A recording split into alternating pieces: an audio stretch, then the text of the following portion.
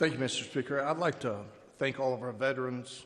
I want to thank the KDVA, General Lambert, and those that had a part in this bill. This is a very much needed bill. I want to also thank our veterans that's on the House floor with us today. But I would like to read, if that's okay, Mr. Speaker, when we were sworn in, because some people doesn't have an understanding of the oath that is took by all veterans, even our National Guardsmen. It says, I, you state your name, do solemnly swear or affirm that I will support and defend the Constitution of the United States against all enemies, foreign and domestic, that I will bear truth, faith, and allegiance to the same, and that I will obey the orders of the President of the United States and the orders of the officers appointed over me. For those that's in the National Guard, they say the same oath, but there's two things that's added into that oath. It says that they will swear to uphold the state of Kentucky, but also the governor.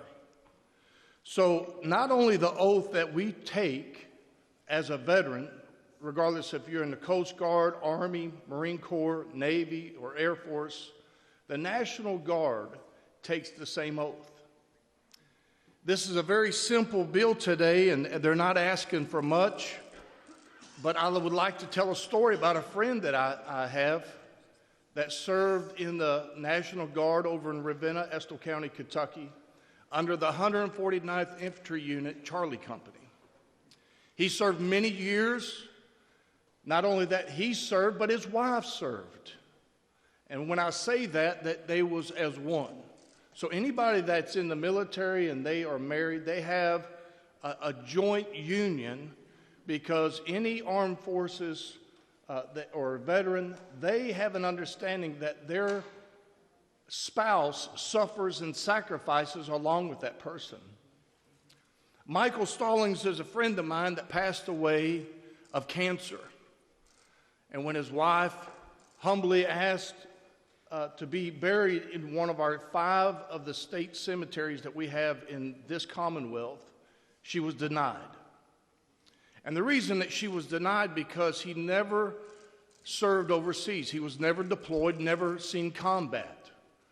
But I have to go back and tell you that the 149th Infantry Unit they had a roster of everybody that was going to be deployed over to Iraq, and him and 3 other soldiers was asked to stay back at their base.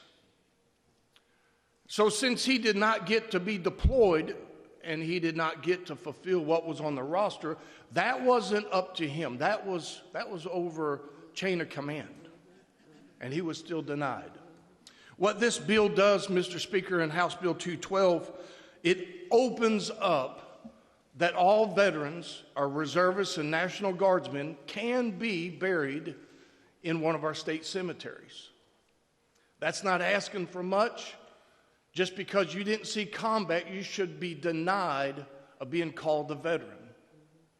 And I would like to say that Michael Stallings is just as much as a veteran than anybody that went overseas. Because some people that was deployed, they never got shot at. Some people would stay there at their base, wherever they were stationed at. And so I would like for this House to consider and vote along with me today to invite all of our National Guardsmen that served, not just in Western Kentucky during the tornadoes, but also in the Eastern Kentucky during the floods. Because I could tell you from a man that served in Eastern Kentucky, still does, it was a good feeling to see our National Guardsmen deployed and dispatched to Eastern Kentucky during our floods. And I know our colleagues here from Western Kentucky, you felt the same when they came to Western Kentucky to help you. I can ask all people in Breathitt County, where I was serving at that time, that lost over 400 homes just in that county alone, that they would consider the National Guard that came to their rescue, pulling them off houses, trying to help them in any way they can. If you asked them today, was they a veteran, they would say yes. The Black Hawk helicopters that was flying in, taking people off the homes, that meant a lot to them people, and it means a lot to me. And I know it means a lot to you. Just because you didn't suffer in Western Kentucky or Eastern Kentucky, I believe that when you see all your friends in camouflage, you respect them. So I would leave you with this. Everybody takes that same oath, regardless if you're serving in the National Guard or if you're in the Marine Corps. I'm a proud Marine, along with some others that's here on this floor. Regardless of what branch you served in, you serve this country, you serve this state.